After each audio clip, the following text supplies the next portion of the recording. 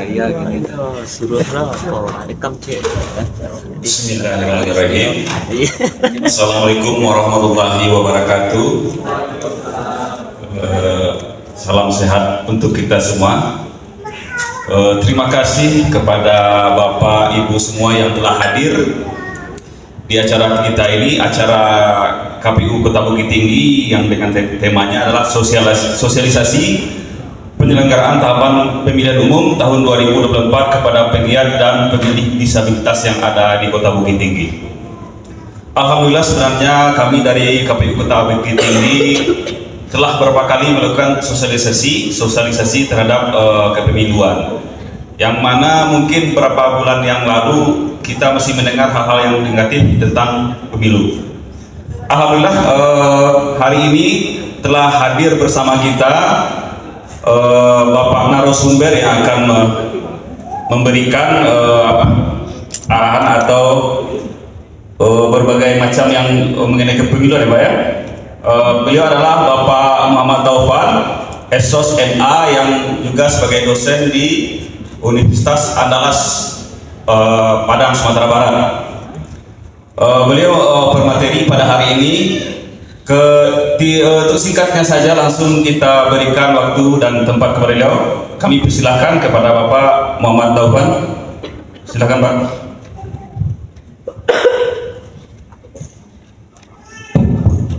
Bismillahirrahmanirrahim. Assalamualaikum warahmatullahi wabarakatuh. Waalaikumsalam warahmatullahi wabarakatuh. Alhamdulillahirabbil alamin. Allahumma sholli ala Muhammad wa ali Muhammad. Selamat pagi semuanya, Bapak-bapak, Ibu-ibu yang terhormat, Ketua KPU Bukit Tinggi dan Komisioner KPU Bukit Tinggi dan para staf KPU Bukit Tinggi, yang juga saya sangat hormati dan apresiasi Bapak Ibu yang hadir pada hari ini, baik dari pendamping organisasi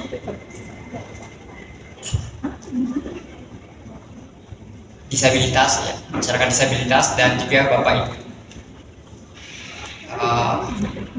kaum istimewa, ya, kata teman-teman saya di sosiologi, kita seharusnya mengatakan sebagai kaum yang istimewa, ya.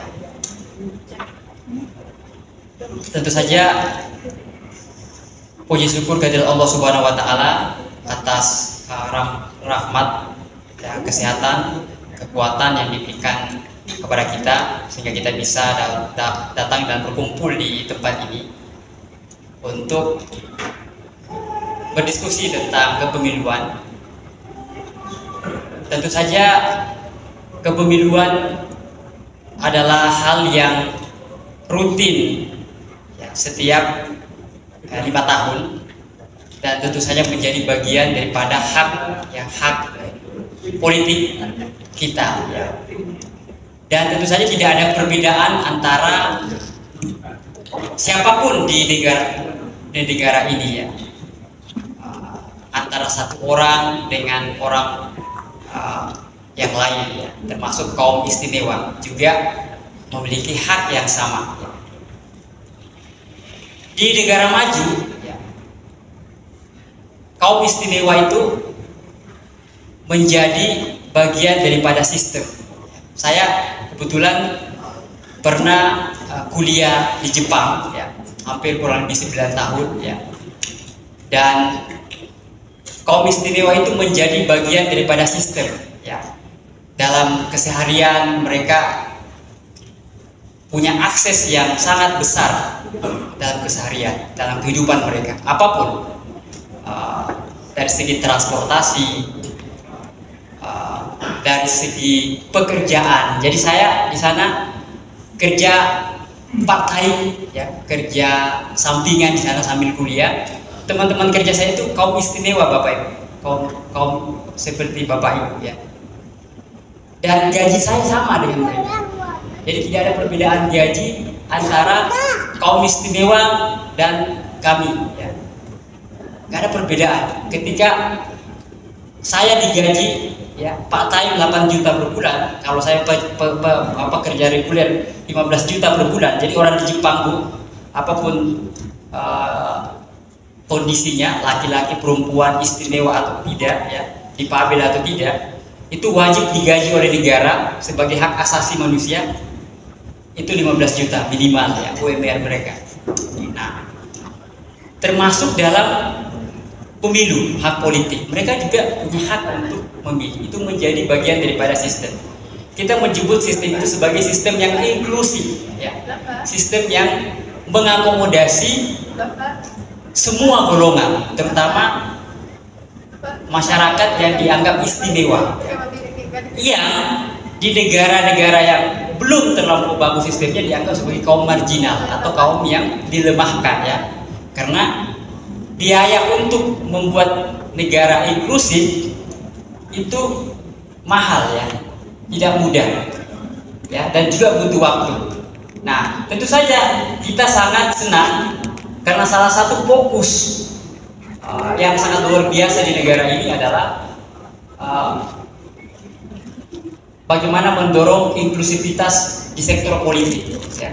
Kita sangat mengapresiasi bagaimana pemerintah, terutama bagaimana KPU bekerja keras, ya, bekerja keras untuk mengakomodasi hak-hak politik Bapak Ibu semuanya. Ingat, ya, bahwa menurut pasal 27, pasal 28 Undang-Undang Hak Asasi Manusia 3999, Undang-Undang Kaum Istimewa 8 tahun 2016, Undang-Undang Politik 7 2017, itu semua, ya, mengasumsikan bahwa Bapak Ibu memiliki hak yang sama dengan siapapun, ya. Kita sama di mata hukum, kita berhak untuk memilih dan juga dipilih, Bapak Ibu. Dan ketika siapapun punya aspirasi, ya, bahwa dia bisa mengubah sistem dengan satu suaranya, demikian pula dengan kaum istimewa seperti Bapak Ibu juga bisa mengubah keadaan Bapak Ibu. Satu suara Bapak Ibu, ya, kalau Bapak Ibu pernah mendengar film India terakhir yang sekarang viral di WhatsApp, ya, Shah Rukh Khan, itu ada dia mengatakan bahwa satu suara sekarang menentukan, ya. Satu suara, satu ibu jari, ya, satu telunjuk itu menentukan perubahan besar di Indonesia. Kita bisa memilih orang baik dalam pemilu. Nah, karena itu gunakan hak-hak Bapak Ibu dalam pemilu. Dan tentu saja kita sangat mengapresiasi KPU, ya, yang secara terorganisir, ya, secara kelembagaan dari level pusat sampai ke level daerah, provinsi, kabupaten, itu benar-benar mengapresiasi, ya, mengapresiasi hak-hak politik Bapak Ibu agar benar-benar bisa tersalurkan dengan baik, ya. Nah, salah satu yang menggembirakan sektor politik adalah isu tentang inklusivitas menjadi hal yang sangat penting. Nah, topik presentasi saya hari ini terkait dengan hak, ya, terkait dengan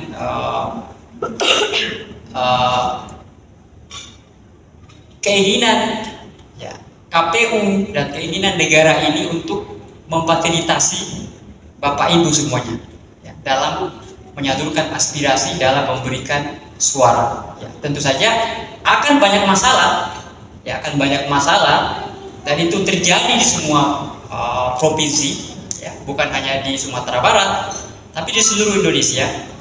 Kaum istimewa, ya, kaum disabilitas masih merasa belum ideal, ya. Salah satu yang paling ideal itu adalah di daerah istimewa Yogyakarta. Salah satu yang paling ideal bagaimana kaum istimewa, kaum disabilitas itu memiliki tingkat partisipasi politik yang cukup tinggi, ya, karena akses yang diberikan, kemudian tentu saja KPU, ya, di sana juga bekerja maksimal, ya, di samping juga tentu kondisi geografis di sana yang kemudian lebih relatif aman, fasilitas lebih bagus, ya, dan juga faktor-faktor yang sifatnya psikologis ya. Ada dukungan-dukungan keluarga ya. Ya, dan juga di sana udah matang ya. Di sana sekolah kaum istimewa itu udah sangat udah lama terbangun institusi yang mengakomodasi, menghargai, mendorong kaum istimewa. Nah, pemilu inklusif untuk kaum disabilitas. Nah, pemilu sekali lagi menurut undang-undang kepemiluan kita adalah sarana untuk memilih wakil-wakil kita, Bapak Ibu. Memilih presiden dan calon presiden, memilih calon legislatif. Presiden dan wakil presiden adalah orang yang bertanggung jawab untuk perubahan besar di Indonesia, Bapak Ibu. Ya, tanpa suara Bapak Ibu, ya, kurang satu suara, ya, calon Bapak Ibu bisa tidak memimpin Indonesia ini.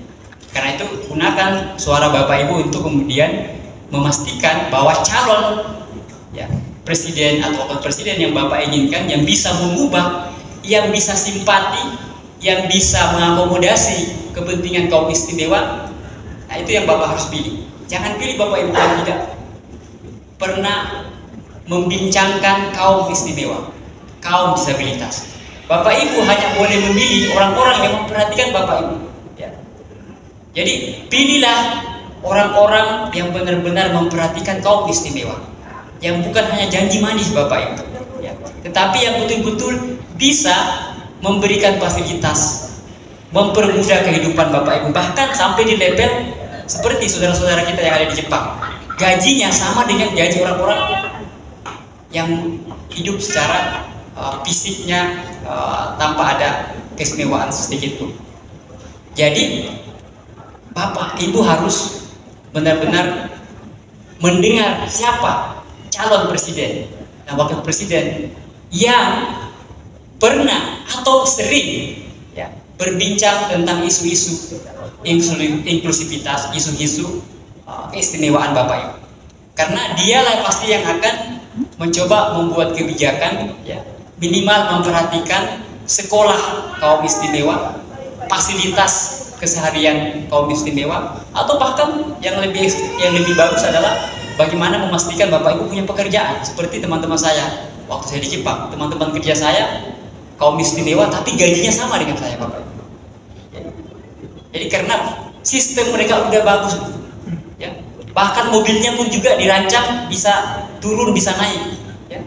Karena kaum istimewa. Kereta apinya pun sebelum kereta api berhenti ya, staf-staf kereta api udah menyiapkan jembatan untuk roda-roda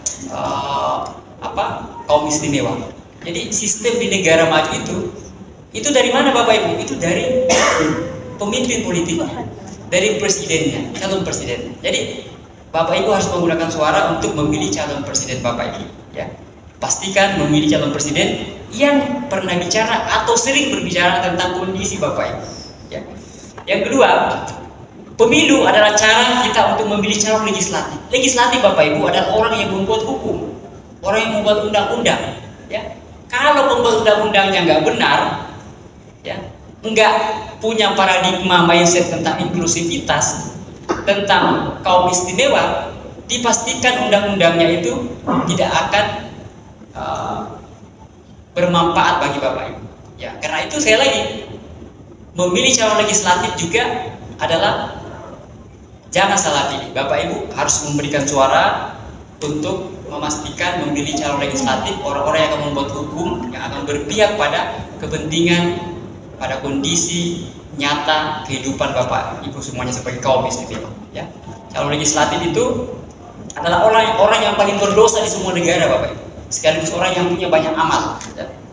Dia berdosa ketika dia hanya korupsi, dan dia beramal ketika dia membuat kebijakan untuk memperhatikan rakyat pada rakyat, rakyat banyak, kaum istimewa misalnya.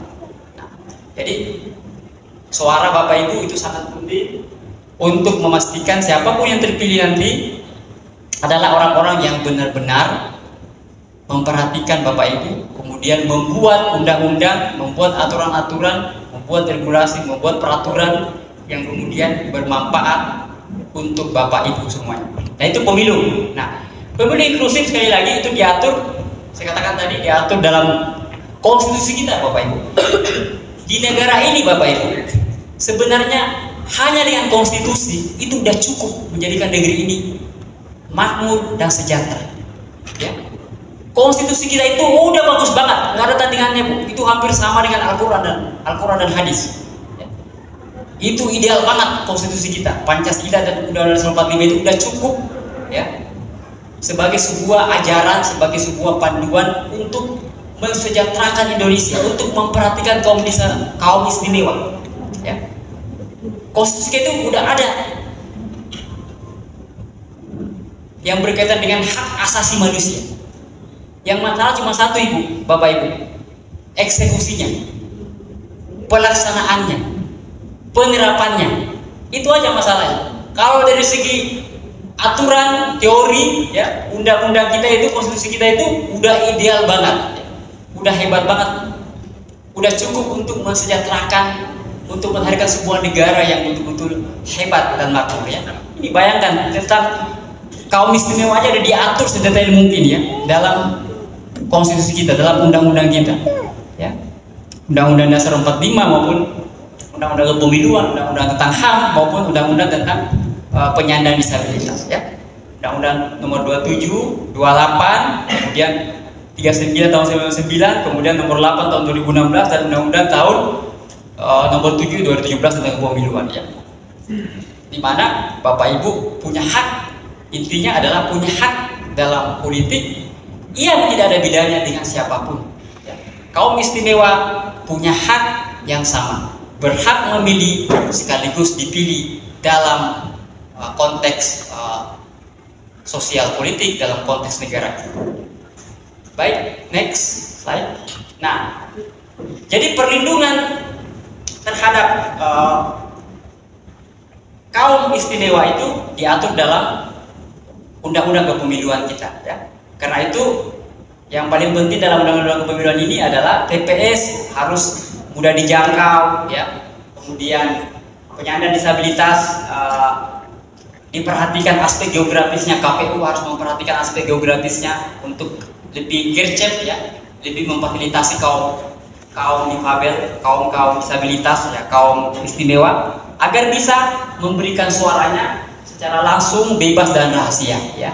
Jadi Bapak Ibu, intinya adalah pastikan Bapak Ibu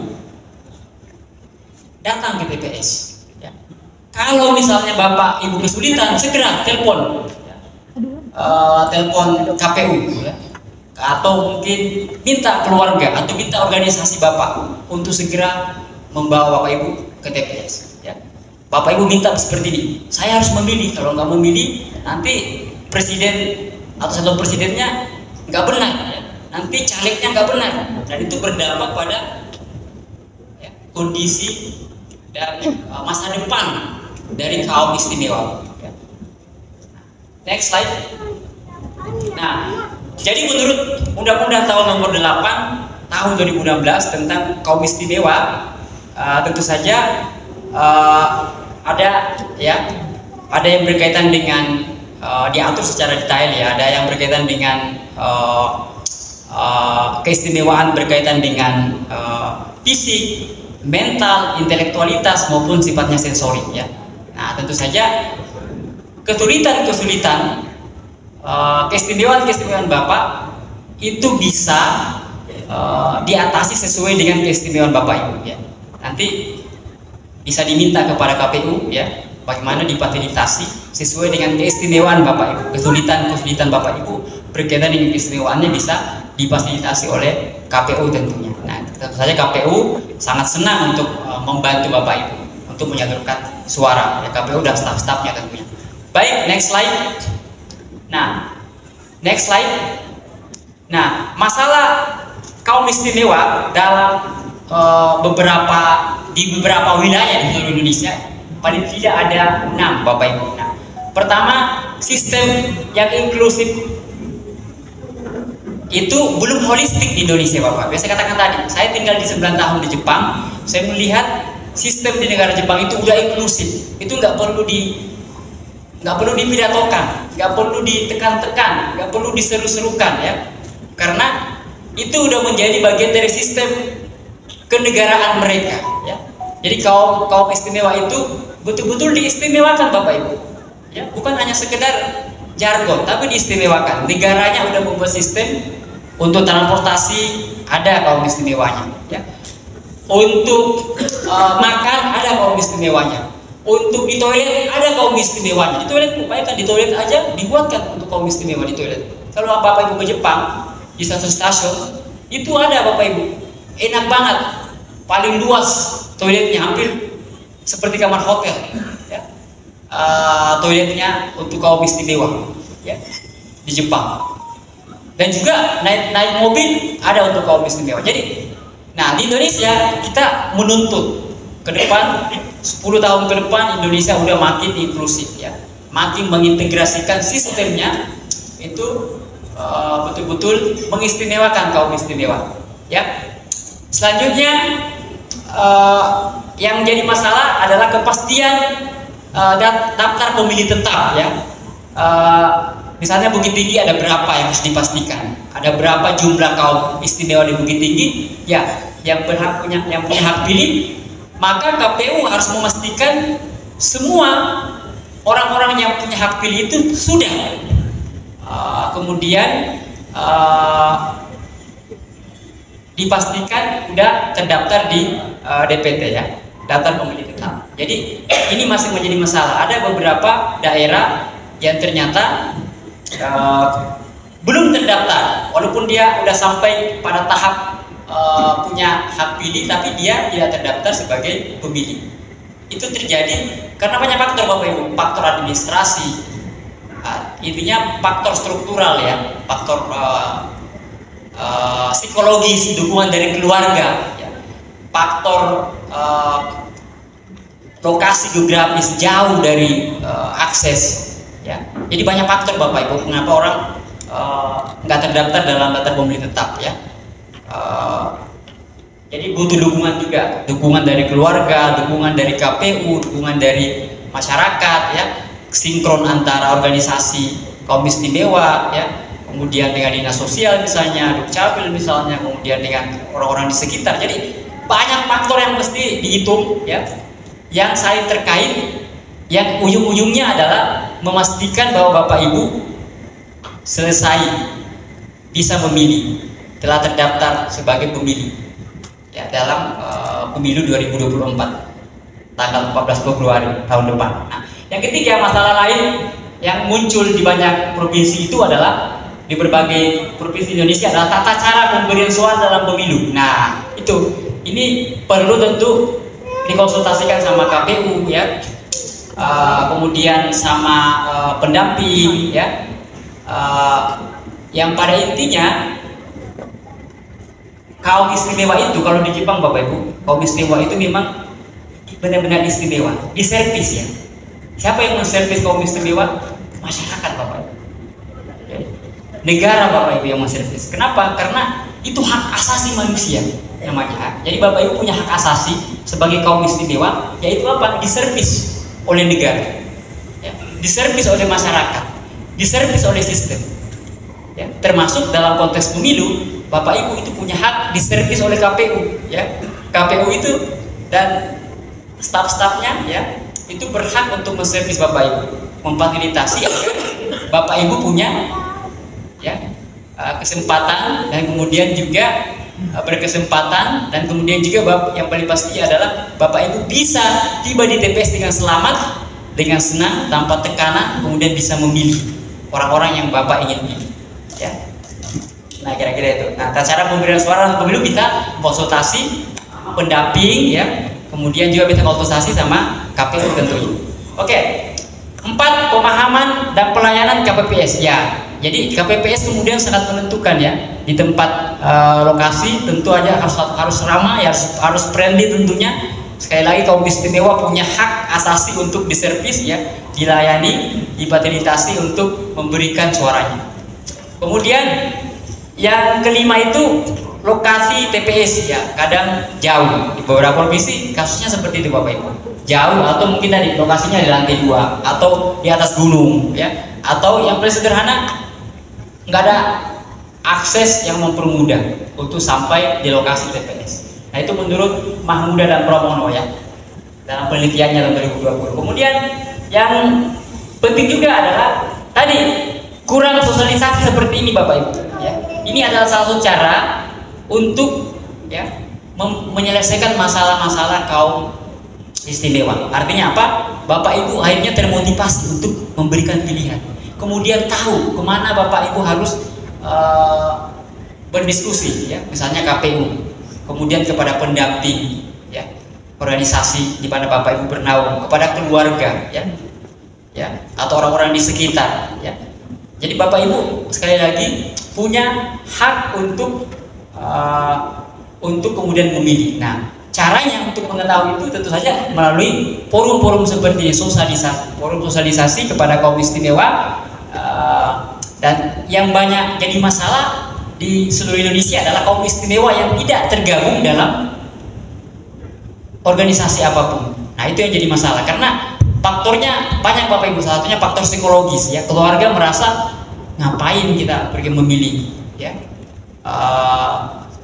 mengeluarkan biaya ya kan, kemudian menyusahkan keluarga misalnya gitu ya. Ada asumsi seperti itu Bapak Ibu ya. Nah, jangankan Bapak Ibu yang kaum istimewa, yang sehat-sehat aja Bapak Ibu banyak yang seperti itu. Ngapain saya pergi memilih, capek ya, banyak yang seperti itu Bapak Ibu, yang bukan cuma Bapak Ibu yang dan keluarga Bapak Ibu mungkin yang berpikiran begitu ya. Kaum sehat sekalipun juga banyak yang malas pergi memilih Bapak Ibu. Nah, jangan sampai Bapak Ibu malas untuk memilih ya, karena orang-orang yang tidak memilih sekali lagi dia kehilangan kesempatan untuk mendukung orang-orang baik ya, untuk mendukung orang-orang yang kira-kira akan memperhatikan masa depan kaum istimewa seperti Bapak Ibu, baik calon presiden maupun legislatif dan bahkan DPD ya, senator kita. Next slide. Nah, jadi dalam sosialisasi pemilu yang ramah bagi kaum istimewa, tentu saja harus ada pelibatan organisasi dari kaum istimewa. Jadi Bapak Ibu harus selalu banyak bertanya, ya, banyak berkomunikasi dengan organisasi Bapak Ibu. Organisasi Bapak Ibu yang kemudian harus aktif, partisipatif dalam hajatan pemilu Bapak Ibu ya, membantu tentunya, ya, membantu Bapak Ibu untuk menjembatani bertemu dengan TPS ya, bertemu dengan staf KPU, bertemu dengan KPPS, bertemu dengan orang-orang yang terlibat dalam kepemiluan. Nah, kemudian penyelenggara pemilu itu harus memuat informasi dan materi yang benar-benar ramah dengan kaum istimewa seperti Bapak Ibu. Jadi mungkin ini bisa dijembatani oleh KPU dan organisasi di mana kaum istimewa bernaung ya.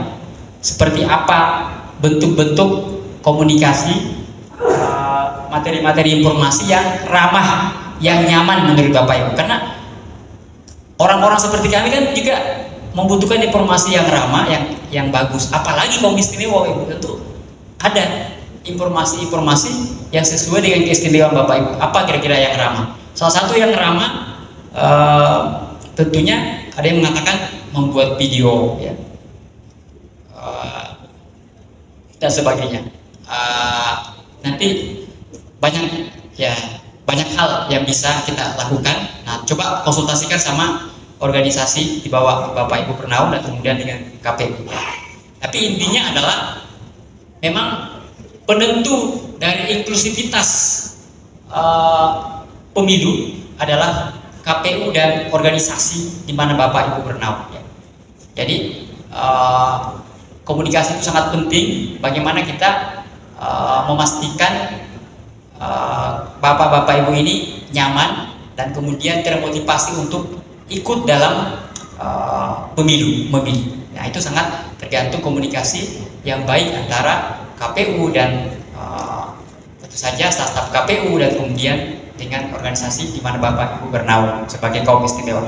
Nah, ya selanjutnya ya KPU tentu saja berusaha untuk membentuk relawan demokrasi yang inklusif di seluruh Indonesia ya.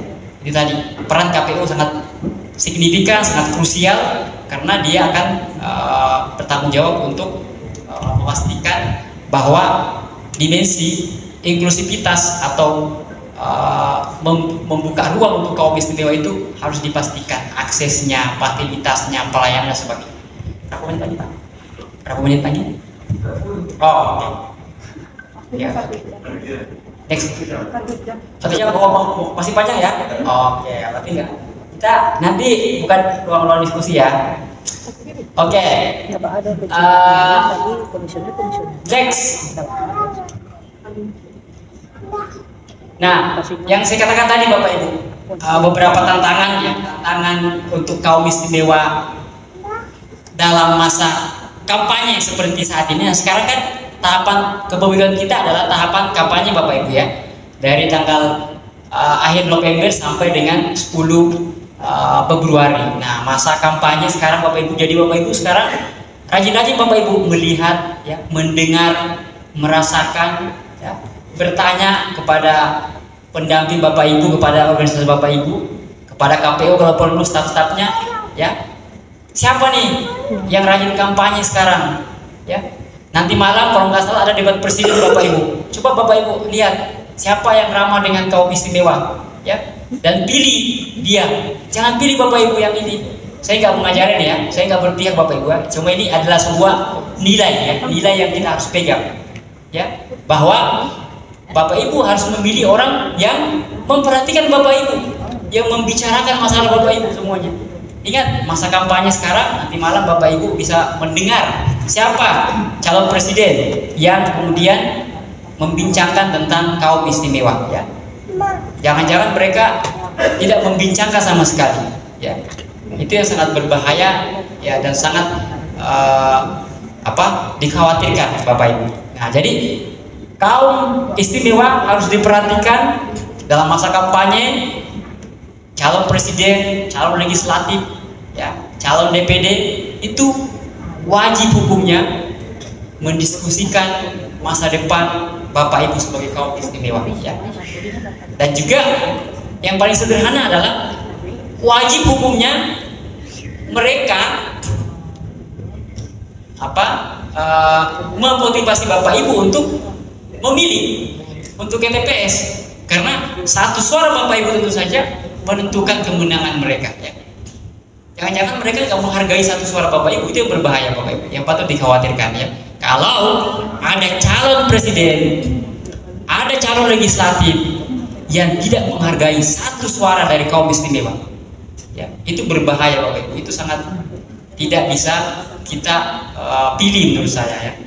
Nah, karena itu dalam masa kampanye ini sering-sering mendengar Bapak Ibu bertanya kepada teman-teman, kepada organisasi, siapa kandidat, calon-calon yang kemudian memperhatikan Bapak Ibu. Jadi informasinya edukatif, kemudian positif untuk kaum istimewa, dan yang paling penting tidak menganggap Bapak Ibu sebagai orang-orang yang dilemahkan. Artinya Bapak Ibu adalah orang-orang yang betul-betul istimewa, yang harus dijaga hak asasi manusianya, termasuk haknya untuk memilih ya. Jadi memilih itu adalah hak Bapak Ibu ya. Dan kemudian Bapak Ibu bahkan boleh meminta lebih ya, sesuai dengan amanah konstitusi kita. Sebenarnya amanah konstitusi kita Bapak Ibu itu sangat mengutamakan kaum istimewa, tapi kita belum bisa mencapai level itu seperti yang ada di beberapa negara-negara maju tentunya. Oke, next slide. Nah, tentu saja nanti ada simulasi yang bisa mungkin dilakukan ya oleh KPU dan organisasi ya, organisasi yang membantu Bapak Ibu bisa menggunakan simulasi kira-kira bagaimana proses memilih ya. Ya, semoga nanti ada proses simulasi yang bisa dilakukan di beberapa daerah, misalnya dilakukan penggunaan alat bantu coblos misalnya, kemudian ada akses untuk pengguna kursi roda ya, kemudian ada untuk pendamping ya, ada pengisian form misalnya, kemudian melayani dan membantu para kaum istimewa ya, dalam mengakses TPS ya, dalam memberikan suara. Jadi simulasi mungkin penting nanti dilakukan oleh KPU dan organisasi pendamping untuk kemudian memberikan gambaran bagi bapak-bapak ibu yang mungkin ingin merepres bagaimana bapak ibu memilih tahun kemarin, 5 tahun kemarin ya, atau mungkin ada di sini yang menjadi pemilih pemula ya. Jadi mungkin perlu memang kita informasikan bagaimana proses pemilihan simulasi ya, bagaimana mengakses TPS sampai kepada bagaimana memberikan suara dan seterusnya. Next slide. Nah, ini beberapa contoh proses pemilihan kaum istimewa yang telah terjadi dalam beberapa pemilu sebelumnya ya. Jadi begini Bapak Ibu, akses kita dalam memilih, ada yang kemudian sangat antusias ya, kaum istimewa menggunakan kursi roda tapi kemudian memberikan suaranya ya. Nah, ini bagi Bapak Ibu yang mengalami masalah ya, yang memakai kursi roda ya, kaum istimewa yang memakai kursi roda tentu saja harus difasilitasi oleh KPU dan juga oleh organisasi pendamping, dilayani, diberikan akses agar bisa sampai ke TPS dan memastikan suaranya bisa diberikan ya, tanpa ada tekanan ya, kemudian tanpa ada intimidasi ya.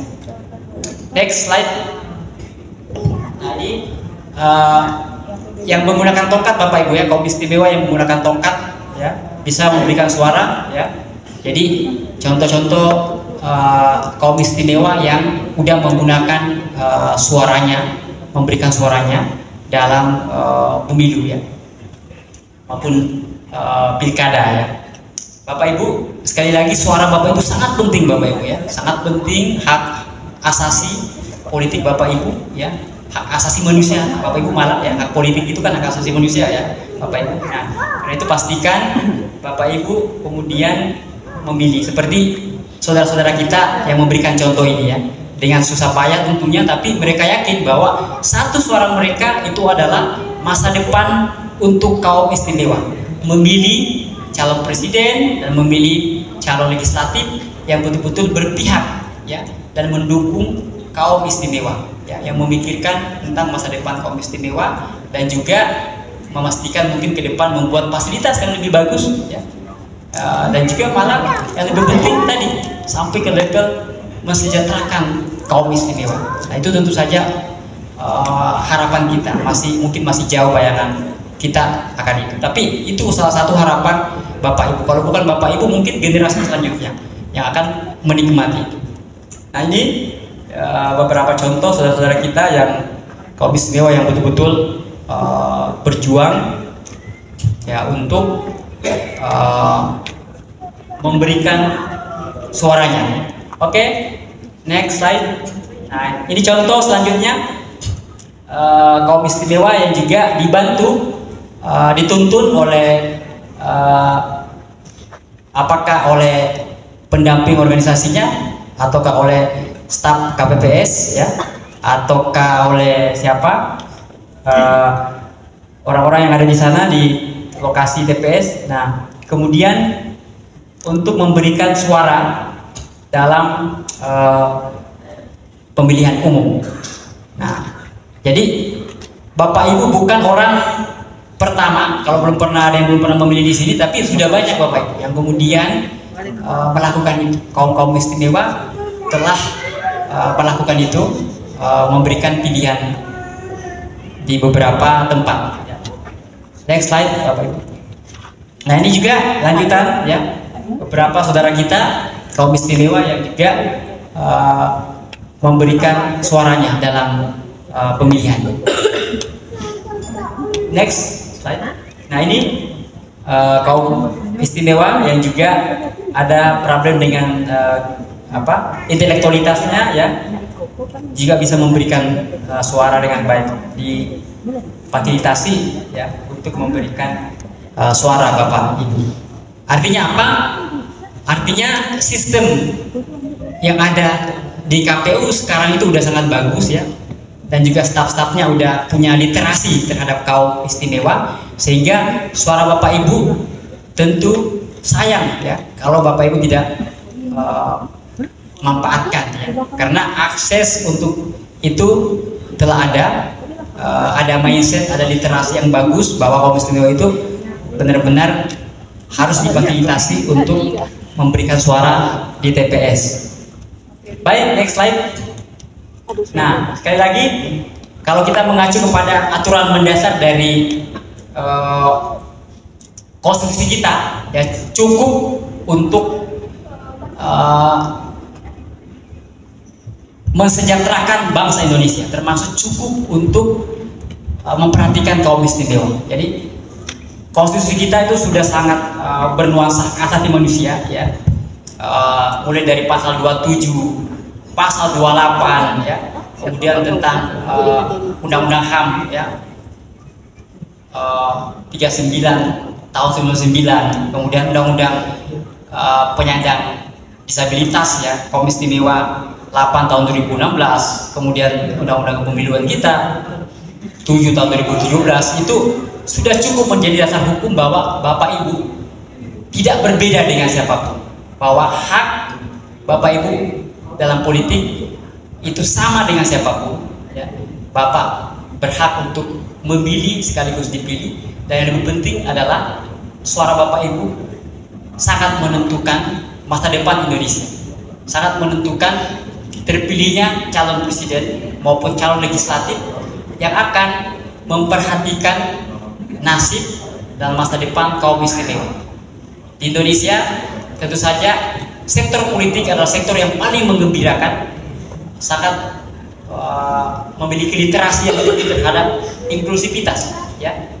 Kita masih menunggu itu terjadi di sektor-sektor lain ya, di sektor transportasi ya, kemudian di sektor pendapatan malah ya. Jadi saya cerita Bapak Ibu, waktu saya di Jepang, sekali lagi teman-teman saya bekerja itu kaum istimewa ya, dan mereka digaji sama dengan saya, dengan standar UMR orang-orang di Jepang ya. Kira-kira gajinya orang di Jepang itu berapa Bapak Ibu? 15 juta per bulan. Itu wajib kaum istimewa dibayar seperti itu ya, sama dengan orang lain. Nah, mungkin itu pengantar untuk berdiskusi dengan Bapak Ibu. Semoga bisa memberikan sedikit masukan buat Bapak Ibu agar benar-benar mau termotivasi ya, menggunakan termotivasi untuk menggunakan hak pilihnya, hak politiknya untuk memilih orang-orang yang tepat yang akan menentukan kepemimpinan di negeri kita ya, baik di level nasional maupun di level lokal. Sekian, mohon maaf. Terima kasih banyak. Assalamualaikum warahmatullahi wabarakatuh. Silakan kepada Bapak Moderator. Ya Bapak Ibu, silakan aplausnya, tepuk tangan. Ya, sebelum kita melanjutkan sesi tanya jawab, kami persilakan Bapak Ibu untuk mencicipi hidangan yang ada di meja Bapak Ibu sekalian. Terima kasih Bapak Muhammad Taufan atas paparan materinya yang sangat menarik, yang membuka wawasan kita tentang kepemiluan, juga tentang yang inklusif terhadap rekan-rekan kita yang Bapak sebut tadi, yang istimewa ya Pak ya. Mungkin lebih bagus, lebih enak didengar yang istimewa, bukan disabilitas ya. Saya setuju sekali. Baik Bapak Ibu sekalian, kita memang di acara ini memang ada melakukan tanya jawab begitu Pak ya, dari Ibu Bapak. Kalau ada pertanyaan-pertanyaan bisa kita bagi untuk beberapa sesi untuk menanyakan hal-hal tentang kepemiluan terhadap kaum istimewa ini. Kami persilahkan Bapak Ibu untuk 2 atau 3 orang penanya, silahkan. Waktu dan tempat kami persilahkan ada. Ya oke Pak, panitia silahkan sebutkan apa Pak, nama dan dari mana Pak.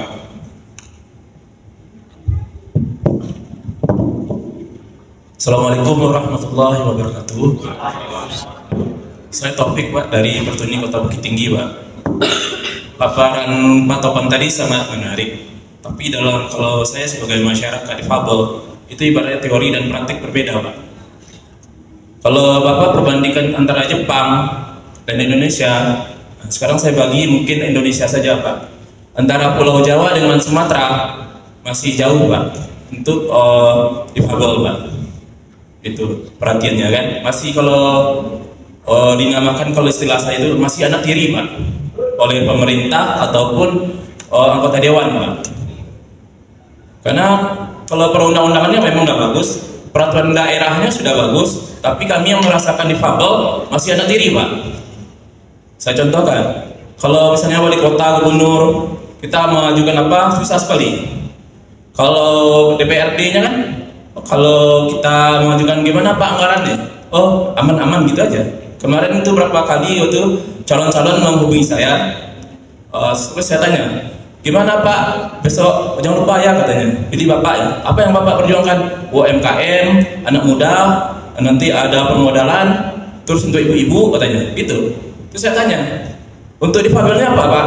Apa itu difabel katanya? Padahal kalau segi pendidikan banyak Pak, SH, MH, segala hal. Difabel Pak, tahu Bapak nggak tunanetra, tunggal muda yang lainnya? Oh aman itu katanya.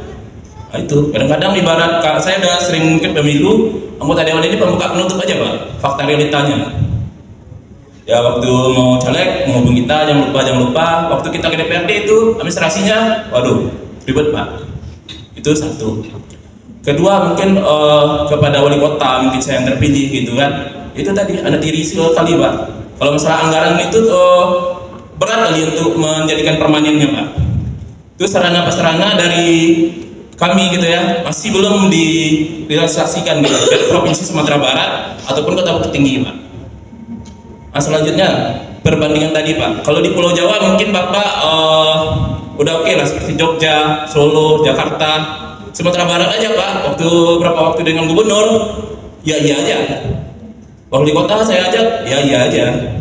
Gitu. Jadi saya mungkin masih kecewa dengan pemerintah gitu kan. Terus masalah suara tadi Pak, suara tadi kata Pak, satu suara aja menentukan kan. Ini mohon maaf Pak, KPU itu kan ada jurdil, jujur dan adil. Apa itu 100% Pak? Kepada Bapak yang dari UNAN ya, bukan KPU. Secara umum. Kalau insya Allah kalau Bukit Tinggi jurdil ya. Cuman kan KPU pusatnya endingnya itu Pak, salahnya kecurangan gitu. Untung kan ada 3 caleg, sekarang 1, 2, 3 kan. Kalau 2 gimana Pak? Jurdil enggak? Jujur dan adil kan? Kalau pandangan Bapak dari dosen gitu kan?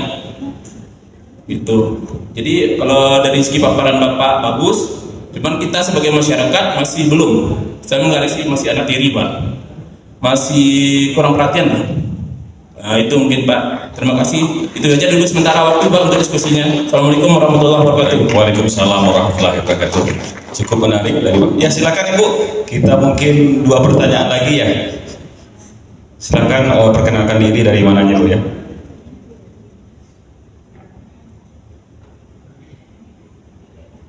Itu Pak.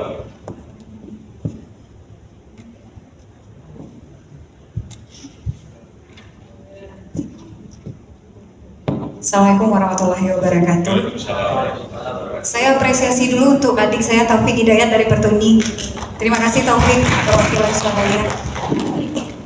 Terima kasih Pak, perkenalkan nama saya Yanti Brasko, saya Ketua Forkesi, Forum Keluarga Spesial Indonesia untuk chapter Kota Bukit Tinggi. Sebelumnya kami mengucapkan terima kasih kepada KPU yang telah mengikut sertakan kami organisasi disabilitas dalam acara sosialisasi ini. Nah, di Forkesi ini ada satu hal yang mungkin berbeda Pak. Kami, kebanyakan anak-anak kami adalah yang mengalami disabilitas intelektual. Nah, di sini mayoritas mereka mungkin kalau kami informasikan apa itu pemilu, ini calegnya, ini partainya, mungkin sepersekian ya Pak bagi mereka yang bisa diberi pengertian seperti itu.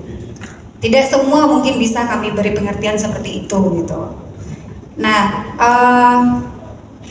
Di tahun 2019 itu kami organisasi disabilitas khususnya Vokasi, alhamdulillah diikut sertakan waktu itu Pak, menjadi bagian dari penyelenggara.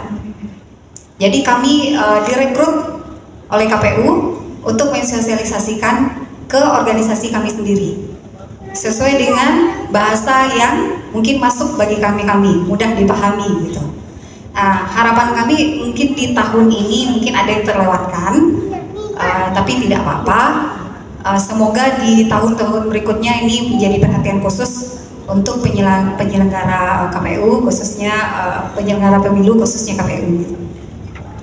Nah, mungkin di sini saya hanya menyampaikan harapan mewakili keluarga besar Vokasi. Kami yang hadir hari ini itu mayoritas adalah anak-anaknya yang sudah usia pemilih 17 tahun ke atas. Memang saya membawa anggota yang mempunyai anak 17 tahun ke atas.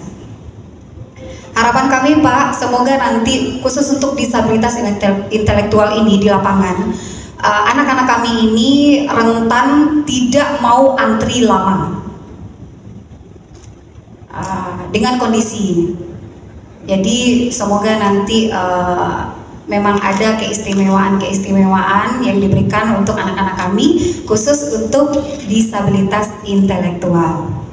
Nah, kemudian untuk pendamping di pemilu tahun dulu masih ada sebagian pendamping boleh dari keluarga, tapi ada di beberapa TPS itu pelaksana gitu.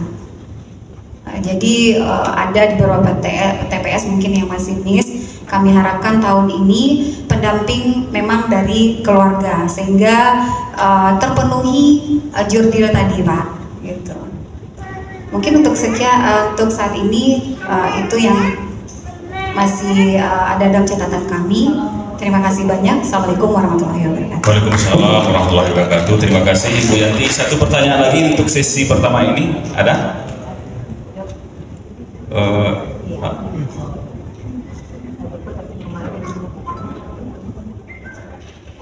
Siapa kira satu lagi? Yang di belakang lah ya.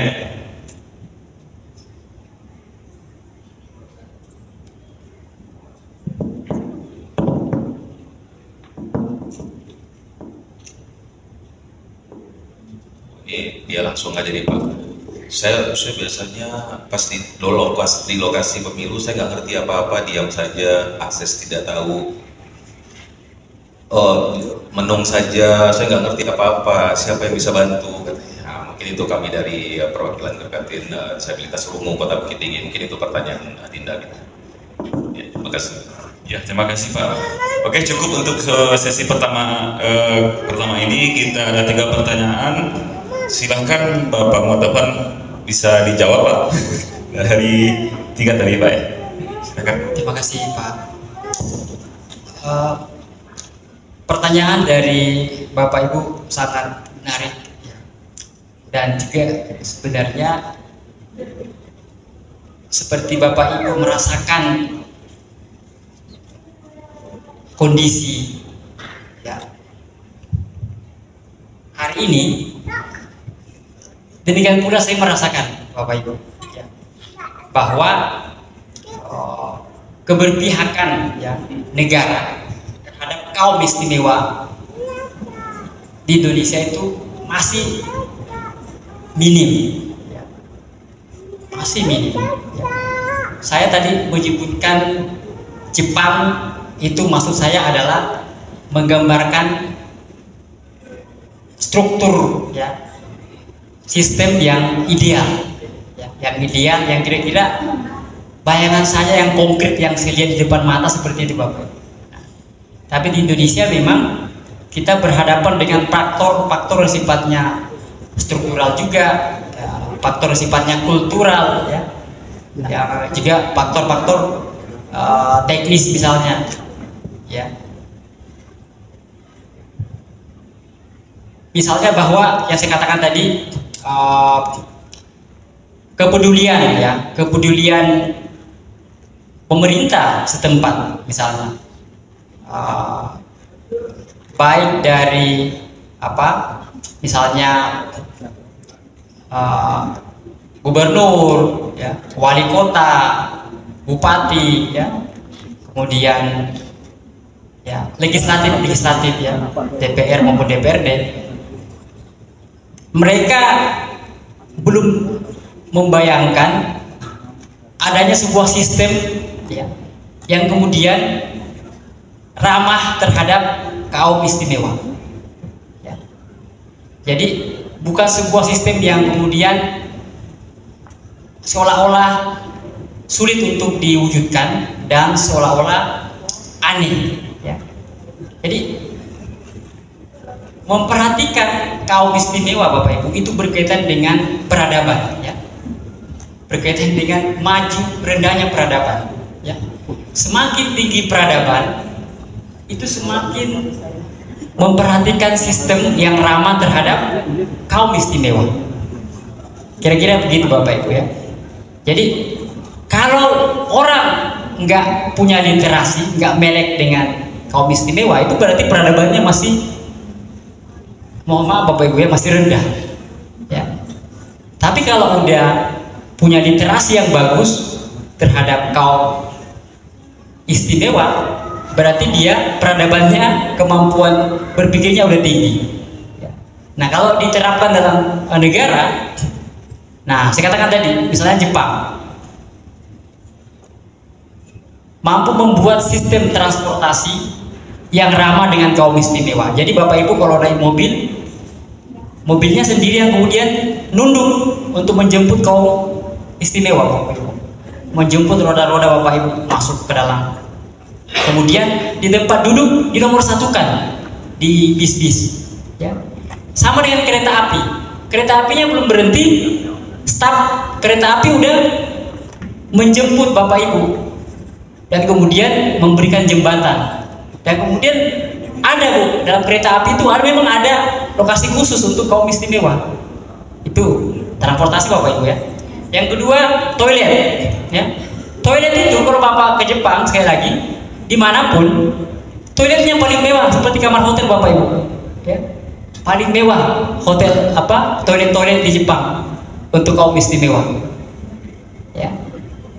Di rumah sakit sama juga, dibuatkan lift yang betul-betul nyaman untuk kaum istimewa. Nah yang lebih ekstrim atau yang lebih hebat lagi Bapak Ibu saya katakan tadi, UMR, gaji saya sebagai pekerja sama dengan gaji Bapak Ibu sebagai kaum istimewa, apapun jenis pekerjaannya ya. Waktu itu saya bekerja menyusun barang Bapak Ibu. Nah sahabat saya ini kaum istimewa ini menyusun barang juga. Nah artinya apa? Pemerintahnya memperhatikan kaum istimewa Bapak Ibu. Jadi kita tidak, seperti Pak Taufik tadi bilang, kita tidak lagi menuntut, Pak anggarannya mana Pak, kami ini punya program, tolong. Kan Pak Taufik bilang ya, diingat-ingatin wali kotanya, diingat-ingatin calon legislatifnya, janji tinggal janji ya kan Bapak Ibu. Nah itu berarti tingkat peradabannya rendah Bapak Ibu ya.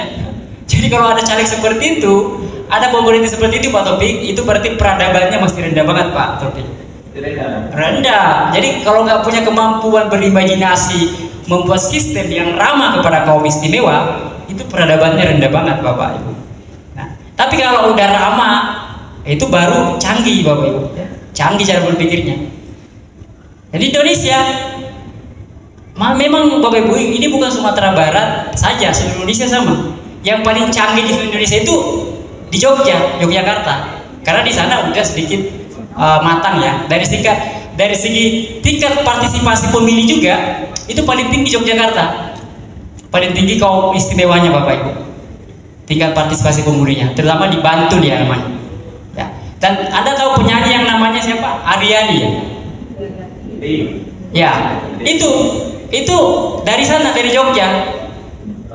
Ya. Tentu dia dari Riau, tapi sekolahnya di Jogja. Sekolah kaum istimewa di Jogja Bapak Ibu. Memang di sana karena Jogja itu Jawa tentu saja udah maju, Jakarta, Bandung, Jogja itu kan itu Indonesia yang udah maju banget Bapak Ibu ya. Di sana fasilitas bagus ya, akses bagus, orang-orang terdidik banyak ya, mindset kaum difabelnya itu udah canggih-canggih Bapak Ibu. Kaum istimewanya udah canggih orang-orang di Jogja itu. Jadi kalau di sini masih belum canggih, di sana udah lumayan Bapak Ibu. Tapi secara keseluruhan, secara agregat kita kalah banget dibandingkan Jepang. Oh, Bapak Ibu harus berkunjung ke Jepang. Nanti minta tuh caleg difasilitasi studi banding. Ya tukaran, ya. Tukaran sama mereka, jangan mereka yang habiskan uang. Coba kaum istimewa yang disuruh studi banding melihat bagaimana sistem kaum istimewa di negara maju.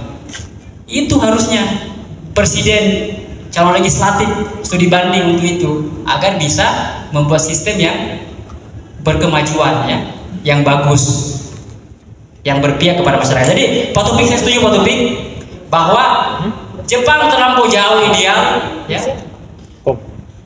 Untuk konteks Indonesia, Sumatera ketinggalan dibandingkan Jawa. Tapi jangan salah Pak Taufik, Indonesia Timur lebih parah Pak, ya. Jadi Sumatera ini masih keren. Kalau Bapak lihat Indonesia Timur, itu di sana lah Pak, Bapak melihat faktor-faktor yang sifatnya psikologis. Orang malu memiliki kaum istimewa karena dianggap menyusahkan. Kemudian masyarakat tidak memfasilitasi karena dianggap ya memang begitulah, nggak bisa lagi diberdayakan, nggak bisa lagi difungsikan dalam masyarakat. Ada Pak kapal seperti itu, maaf ya, ada yang beranggapan seperti itu Pak. Padahal di Jepang Pak, justru kaum istimewa itu produktif, menjadi bagian dari penggerak roda ekonomi. Ya saya katakan tadi Pak, teman-teman kerja saya itu rata-rata kaum istimewa Pak, menemani saya menyusun barang dan gaji saya sama. Nah, jadi kaum istimewa tidak boleh sama sekali dianggap tidak berdaya, ya. Karena ini hanya persoalan memberikan akses Bapak Ibu, memberikan fasilitas, memberikan pelayanan, atau yang paling ekstrimnya menganggarkan. Itu tugas pemerintah, menganggarkan, ya, menganggarkan agar bisa membuat fasilitas, atau paling tidak kalau memang fasilitas terlalu mahal, paling tidak pemberdayaan dulu, pemberdayaan dalam artian meningkatkan kapasitas Bapak Ibu agar bisa bergerak, ya, mengaktualkan potensi Bapak Ibu. Jangan salah Bapak Ibu, orang-orang istimewa seperti Bapak Ibu pasti punya keistimewaan, ya, yang luar biasa. Misalnya ada di sini yang hebat melukis, pasti. Ada di sini mungkin yang pintar main musik, saya yakin. Ada di sini pasti yang bisa menyulap, menjahit, saya yakin pasti ada di sini yang hebat banget. Artinya apa Bapak Ibu? Kita mungkin tidak bisa di satu sisi, tapi di sisi lain kita hebat. Sama aja Pak, manusia lain seperti saya Pak. Mungkin saya kalah dari Bapak Ibu menjahit, melukis, bermain musik. Artinya apa? Saya kalah Pak dibandingkan Bapak. Nah, kalau di negara maju Pak, itu udah bisa melihat potensi-potensi itu dan diberdayakan. Uang itu digelontorkan oleh negara untuk memberdayakan itu, memberdayakan potensi-potensi yang ada sama kaum istimewa. Begitu Pak konsep negara maju. Nah, jadi saya setuju dengan Pak Taufik bahwa masalah terbesar kita adalah problem keberpihakan. Karena itu Bapak ke TPS, pilih calon presiden, pilih calon legislatif yang berpihak kepada Bapak. Besok malam, nanti malam ada kampanye, dengarkan kampanye mereka. Kalau ada yang ngomong tentang kaum istimewa, pilih mereka. Kalau ada yang nggak ngomong, jangan pilih mereka Bapak. Ya, itu pesan saya. Ya, saya silakan Bapak. Oke. Yang kedua, jadi waktu udah sangat terbatas, jadi saya menjawab secara cepat aja.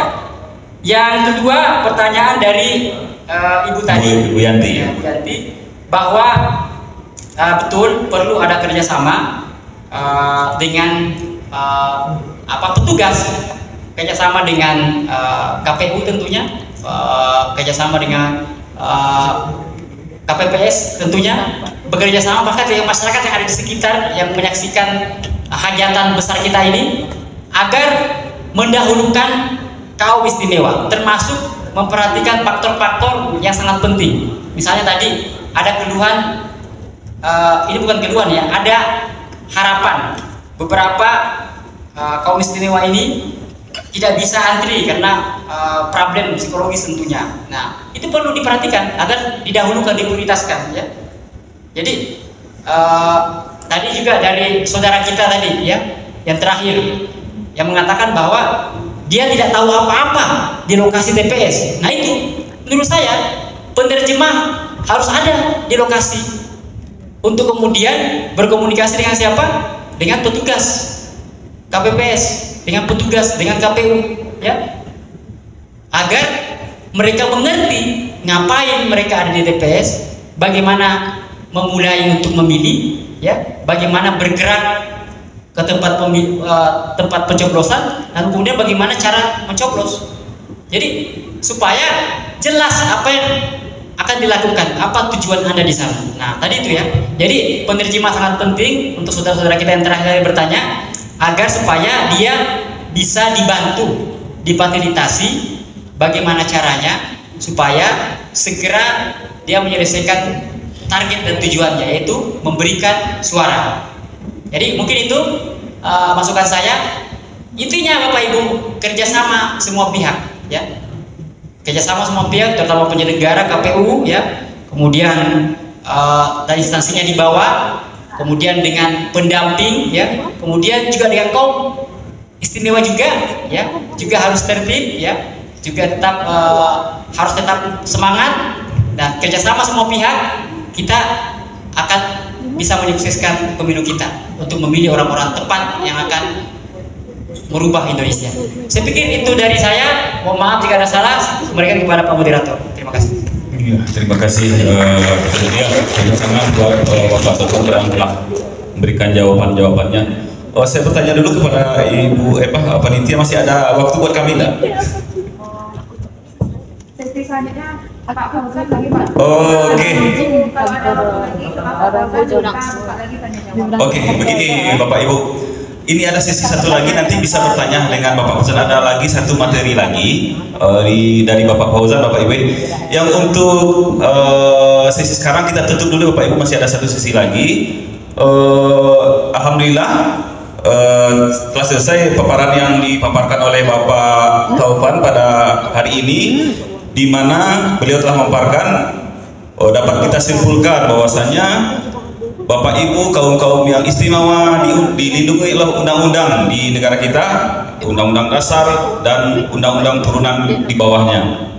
Dan satu lagi yang sangat menarik tadi yang ditekankan oleh Bapak Taufan, bahwasanya kita kaum istimewa juga harus punya bargaining power ya, nilai tawar kepada calon-calon pemimpin kita, baik itu presiden, wakil presiden, baik itu pemerintah daerah ataupun legislatif. Jadi pada hari ini kita harus memperlihatkan nilai tawar kita. Seandainya mereka datang ke tempat kita, ke paguyuban kita, ke organisasi kita minta penawaran apa yang mereka berikan kepada kita. Begitu loh Bapak Ibu. Itu sangat menarik sekali. Intinya kita semua sama di mata hukum di negara kita ini. Tidak ada harusnya tidak ada pengecualian. Kalau tadi Bapak Taufan mengatakan membandingkan dengan Jepang, mungkin seperti itu, mungkin bisa kita rasakan masih berbeda antara langit dan bumi ya Pak ya.